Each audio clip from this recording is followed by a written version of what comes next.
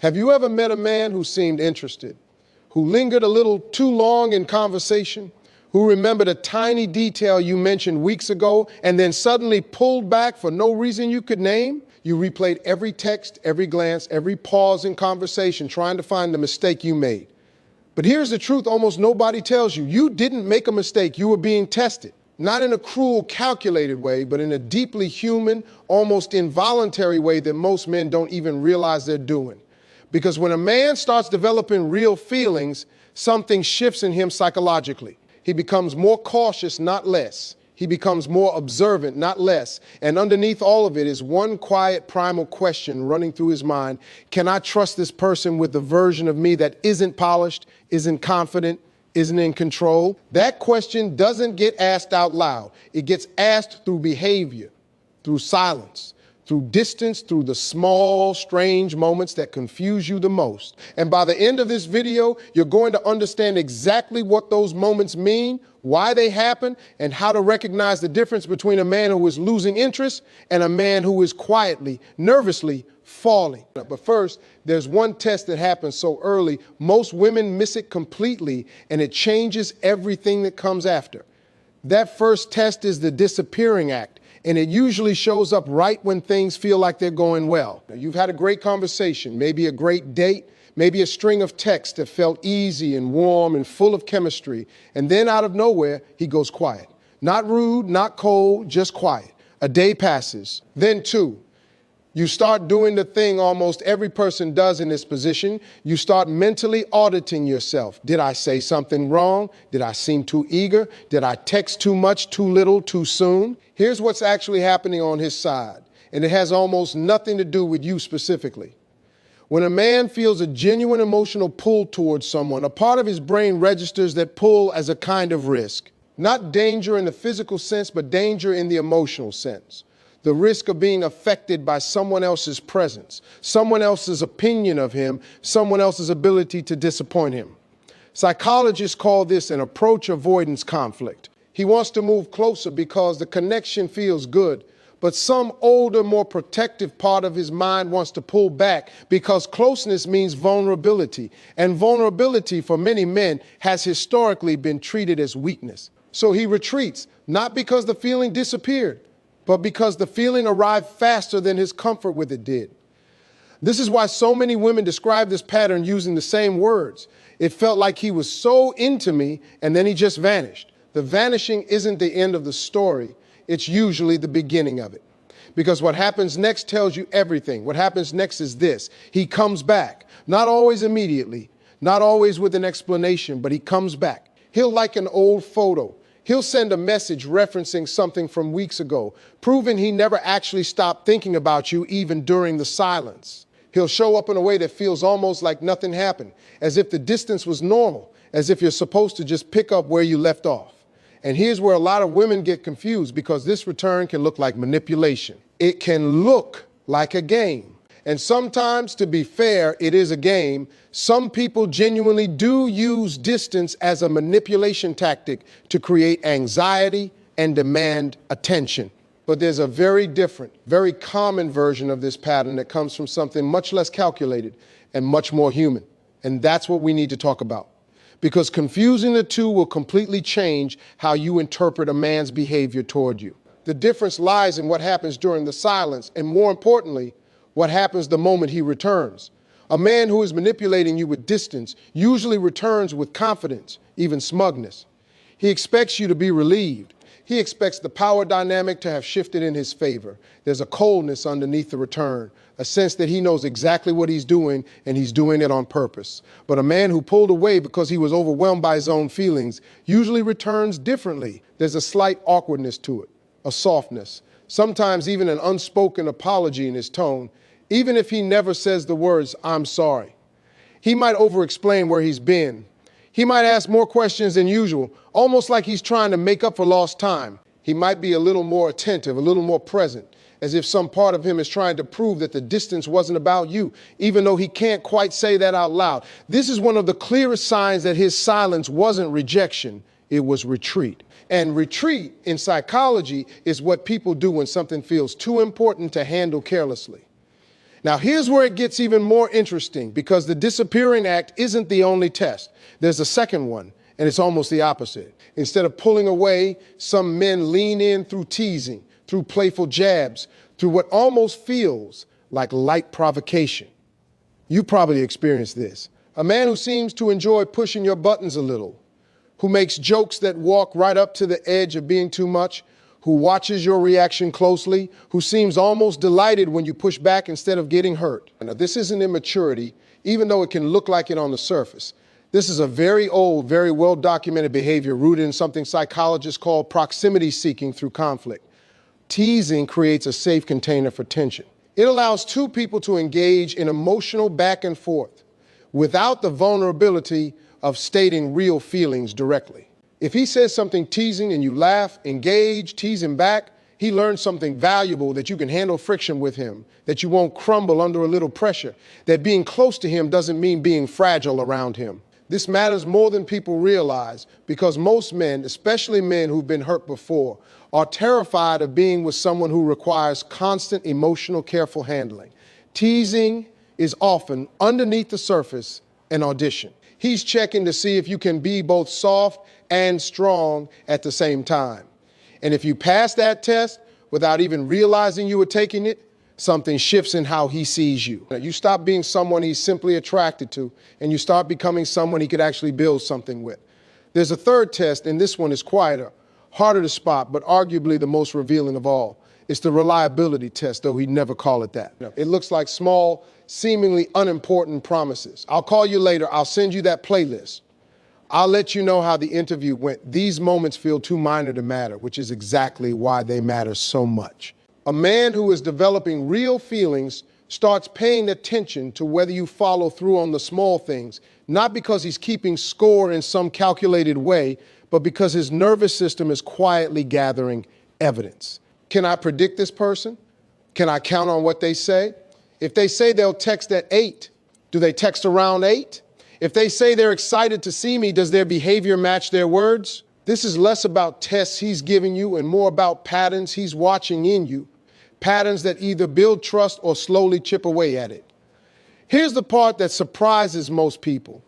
Inconsistency doesn't always cause a dramatic reaction. It doesn't always cause an argument or a confrontation.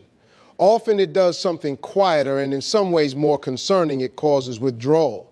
A man who notices a pattern of inconsistency will frequently not say anything at all. He'll simply invest less. He'll ask fewer questions. He'll initiate less.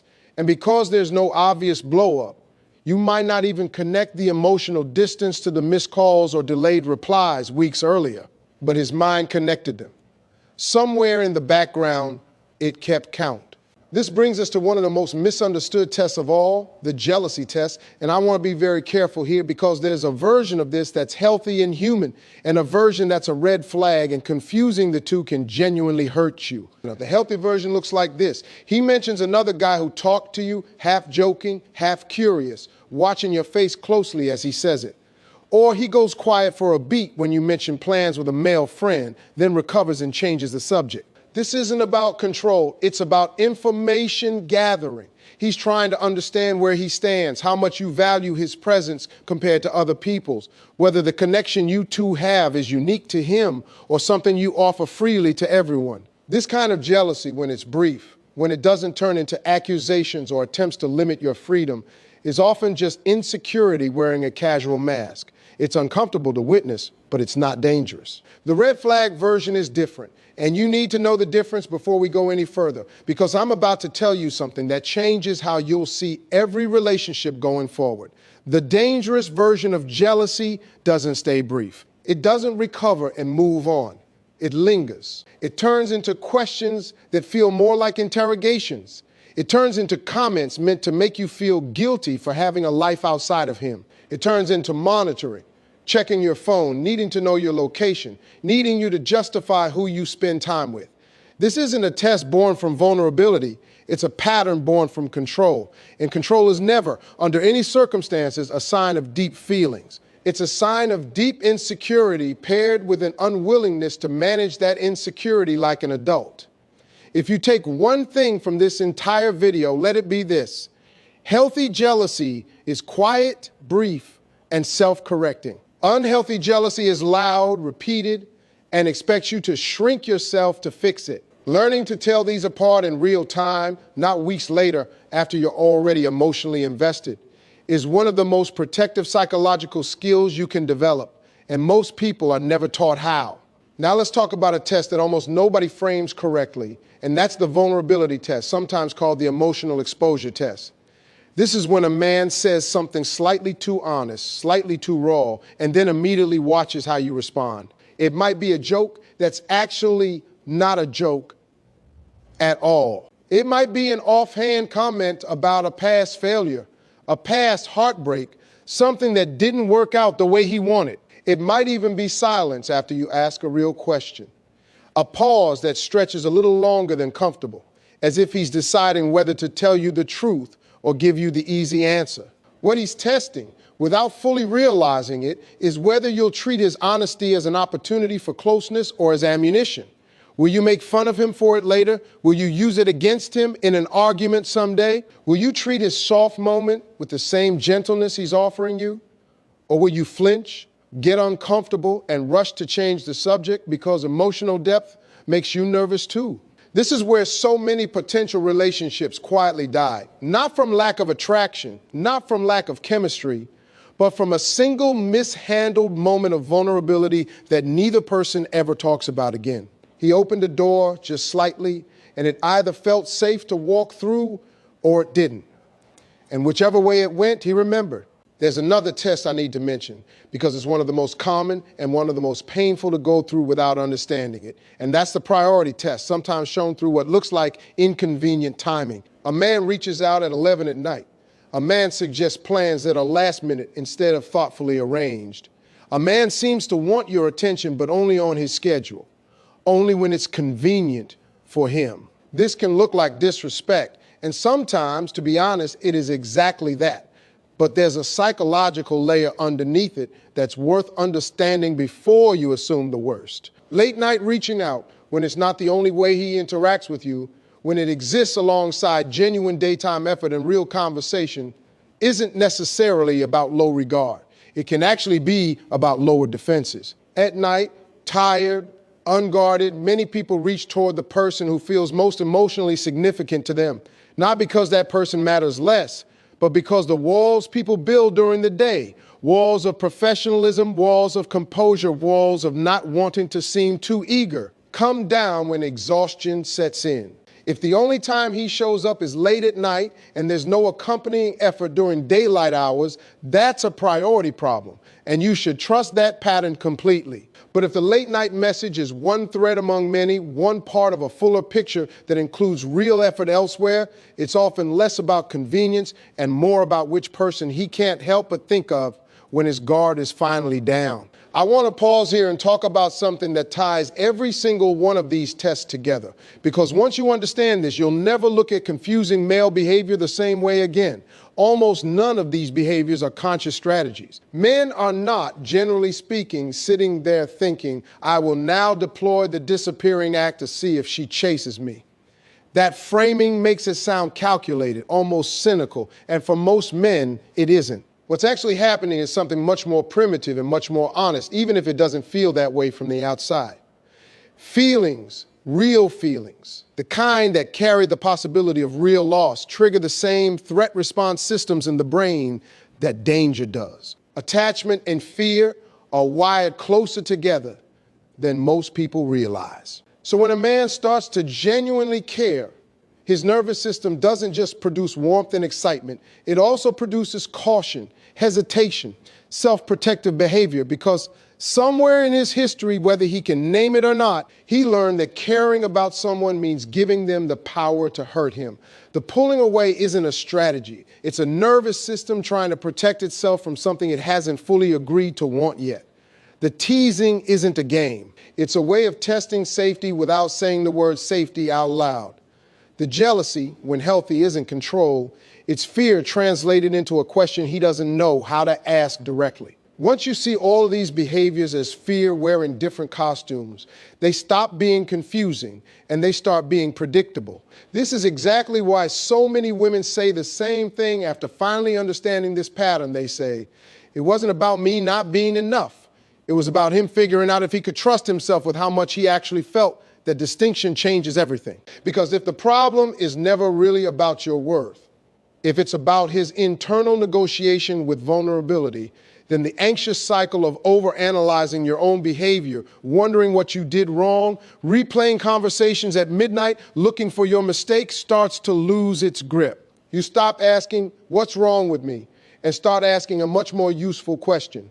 What does his behavior actually mean? And what does mine need to be in response? And that leads to the part of this video that matters more than identifying the tests, and that's knowing what to do once you recognize them. Because recognizing a pattern without knowing how to respond to it can leave you feeling powerless, like you're just supposed to sit back and wait for a man to work through his own psychology while your patience quietly runs out. That's not the answer, and it's not what emotionally secure people do. The answer lies in something psychologists call secure responding, which basically means responding to inconsistency, distance, or testing behavior in a way that neither punishes the person for their fear nor rewards it with excessive reassurance and chasing. When he pulls away, the secure response isn't silence out of pride, and it isn't a flood of messages asking if everything's okay. It's simply living your life, continuing to show up as someone with her own world, her own goals, her own full and interesting existence that doesn't pause and wait for anyone's return. This isn't a manipulation tactic, even though some people twist it into one online. It's actually the single most honest thing you can do because it communicates something true. I am not desperate for your presence. I am enjoying it. And there's a difference between those two things that every person, consciously or not, can feel. When teasing shows up, the secure response is playfulness without cruelty. Meeting him where he is, showing him you can hold your own without turning the exchange into something that actually wounds. When inconsistency shows up, the secure response is calm, direct communication. Not accusatory, not dramatic, simply honest. Something as plain as, I noticed you said you'd call and didn't. Is that okay? Or did something come up? This single sentence does something powerful. It gives him the chance to explain himself without feeling attacked, while also letting him know that his words and actions are being noticed and are expected to align. Men who are genuinely developing feelings, men who are worth your continued investment, respond to this kind of gentle accountability with effort, not defensiveness. Men who don't care as much, or men whose interest was more surface level than they let on, tend to respond to that same gentle accountability with irritation or excuses. That reaction alone tells you almost everything you need to know. When jealousy shows up, healthy jealousy specifically, the secure response is reassurance without over-explaining, without abandoning your own life to soothe someone else's insecurity. You don't need to stop seeing your friends. You don't need to hide your life to make someone comfortable. But a simple, warm acknowledgement, something like, you know you're the one I actually want to be talking to, said sincerely, without sarcasm, without making him feel foolish for caring, can do more to build trust than almost anything else. It confirms his instinct without rewarding controlling behavior, which is exactly the balance emotionally healthy relationships require. And when vulnerability shows up, when he says something a little too honest, when the mask slips even briefly, the secure response is simple, gentle attention. Not a joke to lighten the mood too quickly. Not an immediate change of subject because his honesty made you uncomfortable, just presence, just listening. Just letting him know through your reaction that his honesty was received with care instead of judgment. This single moment, more than almost anything else on this list, is often the moment a man decides, somewhere below conscious thought, that this connection is different, that this person is safe, that this is worth the risk his nervous system has been so nervous about taking. Here's something else worth understanding before we finish, something that ties directly back into why these tests exist in the first place. Every one of these behaviors, the distance, the teasing, the inconsistency, the jealousy, the vulnerability, they're not really tests of you at all, not in the way it feels from the outside. They're tests of the relationship itself, tests of whether this particular dynamic between two particular people can hold weight. Can it hold honesty? Can it hold distance without dying? Can it hold teasing without turning cruel? Can it hold jealousy without turning controlling? Can it hold a moment of real vulnerability without either person running? Relationships that survive these early tests, not because either person performed perfectly, but because both people responded with enough security and enough honesty, tend to be the ones that last. Not because the test stopped. They don't ever really stop completely, but because both people learn they can trust each other's responses to fear, and that trust becomes the foundation everything else gets built on. I want to leave you with one more thing before you go, because I think it's the piece that actually matters most, more than any single behavior we've talked about today. None of this is about winning a game. It's not about passing tests perfectly or performing the right response at the right moment like you're following a script. The moment you turn understanding into performance, you lose the thing that made it valuable in the first place, which is authenticity. The real goal of everything we've talked about isn't to master a set of tricks that make a man fall for you. It's to understand human psychology well enough that you stop taking confusing behavior personally, well enough that you can respond from a place of calm instead of anxiety, well enough that you can tell the difference between a man who's scared but genuinely invested, and a man who's simply inconsistent because he doesn't actually value you the way you deserve to be valued. That distinction, more than any test, more than any pattern, is the thing that will protect your heart the most. So here's what I want to ask you, because I think your answer might help someone else watching this who's going through exactly what we've talked about today. Have you ever experienced one of these tests, the disappearing act, the teasing, the jealousy, the sudden vulnerability, without realizing what it actually meant at the time? What did it feel like in the moment? And looking back now, do you see it differently? Tell me in the comments, because I promise you, whatever you went through, someone reading your story down there is going to recognize their own.